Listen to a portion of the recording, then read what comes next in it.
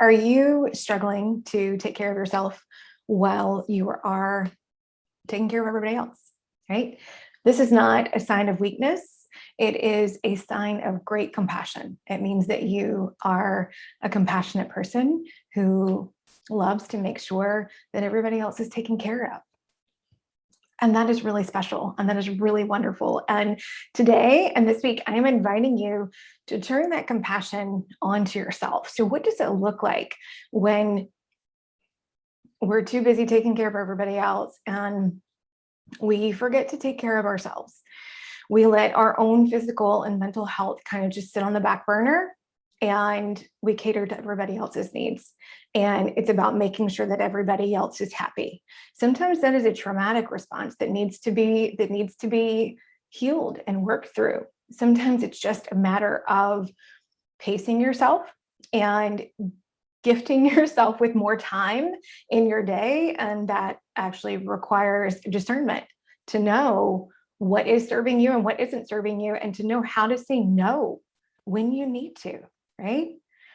So all of these things, when we tend to get really caught up in not taking care of ourselves because we are looking after everybody else, and whether that means that you're a mom or a caregiver, right? Nurses, teachers, even healers and coaches, what happens is you are really,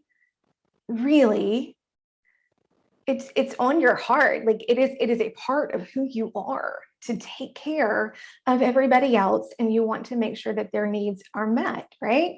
And that's a beautiful thing, right? That is probably you living in your best life, right? You're a helper. You love to help. But what happens when that helping becomes toxic? You get really frustrated. You get really drained and depleted. You stop taking the time to make food for yourself. You stop making the time to have physical activity, whether that's workouts or walks or yoga, whatever it looks like for you. And whatever point in your life it looks like for you, right? Is we have different activities that we like during different points. So let's get to the whole mom frustration thing. A lot of times we think that everybody else can just read our mind, and why isn't somebody moving fast enough? Can't they read my mind that I need, this, and the other, right? Or you're so busy working on making sure that the meals are done and planned and cooked and ready, and the laundry is done and the cleaning, and on top of that, you also are working and wanting to enjoy your life, right? And so in the meantime, you're like, read my mind, I need more mom time. I need more time for me. And when that doesn't happen, we get really frustrated. Really, really frustrated.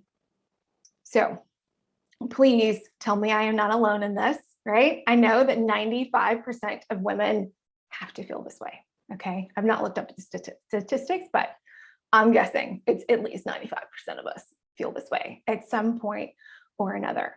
So if you are feeling this way, I want you to be tuning in this week. I'm going to be talking about going from survival to thriving, right? So if you are, it's okay. We got bad days sometimes. It happens. Our emotions get the best of us. We're screaming out in the car. We cry it out in the shower, whatever it is, and we move on with our day, right?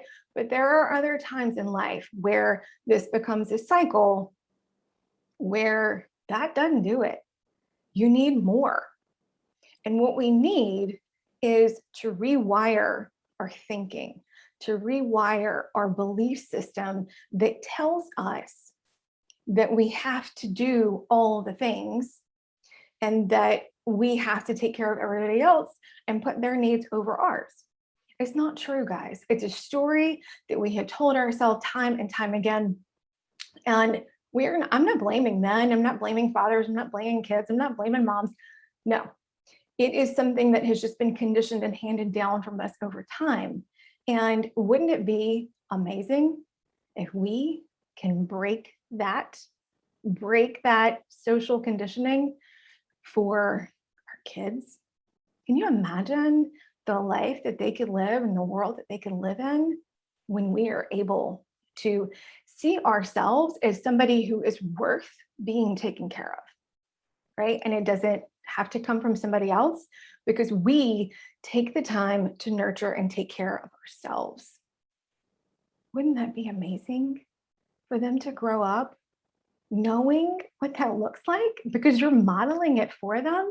Wouldn't it be amazing for them to grow up with a mom who is so cared for and so nurtured in herself that she's a joy to be around, right? Rather than like barking orders and being mean and then feeling that overwhelming guilt afterwards. Wouldn't it be amazing if you could be the mom and the wife, the partner, and the woman that you want to be all the time? Not just sometimes, all the time, every day. If I had $1 for every time I heard, it'll be better when the kids are grown. It'll be better when we retire. It'll be better when it's vacation, right? Stop wishing your life away and learn how to live in the moment and love every single day as it comes.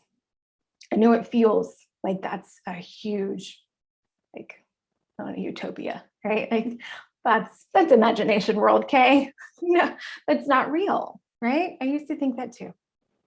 But I'm here to tell you it is real. It is very, very real.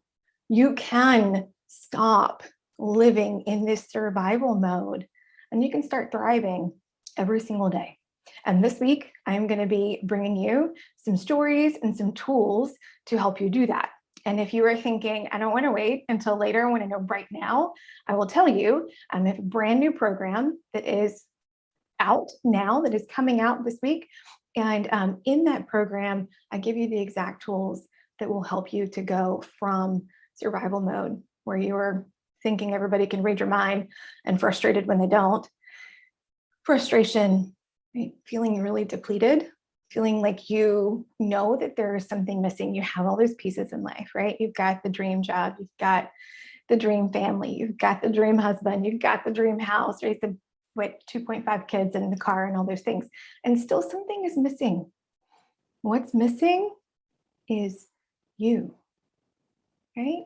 We've lost our identity in being a mom and being a wife, being a business owner or a worker or a teacher or a nurse or a caregiver. We've lost our identity in that. And what's missing in your life in order to be happy every day is the relationship that you have with yourself. So if you want to know more about that, that is exactly what I teach you in this course.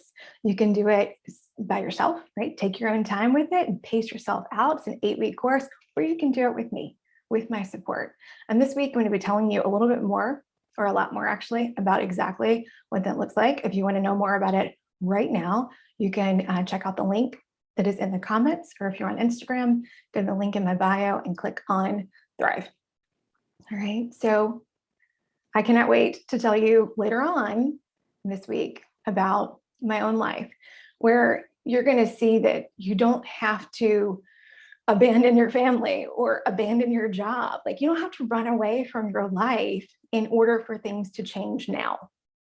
I know that I used to feel like that. Like, nothing would ever change unless my external environment changed, right? Okay, I'm going to tell you that's not true. You don't need your external environment to change. All you need is to learn how to reprocess that external environment. And that is what I'm teaching you. Okay, so come back tomorrow, check it out. Tomorrow I'm going to be talking about one of my former clients and how she went from being a teacher who got home at 4:30 in the afternoon and crashed, slept till morning with 2 teenagers at home, feeling exhausted, right? And she wanted to be there for them, but she couldn't be. And she knew at that moment that she had to see about herself. She had to start taking care of herself. And what she did was nothing short of amazing. Within 1 month, she had gone from being able from stress eating and falling asleep at 4:30 in the afternoon because she was dead tired, to being able to have more time and have more energy because she started to discern what in her life was serving her and what wasn't. And she was ready and willing to let go of what wasn't in a way that did not make her feel guilty. And so I'm going to be talking about that more tomorrow. So for now, I'm Kay Miller. Start thriving. Let's stop surviving. Let's change that mental belief that we have to do all the things, right? You don't have to change your environment for the way you feel to change. And I'm going to be showing you that this week. Talk to you later.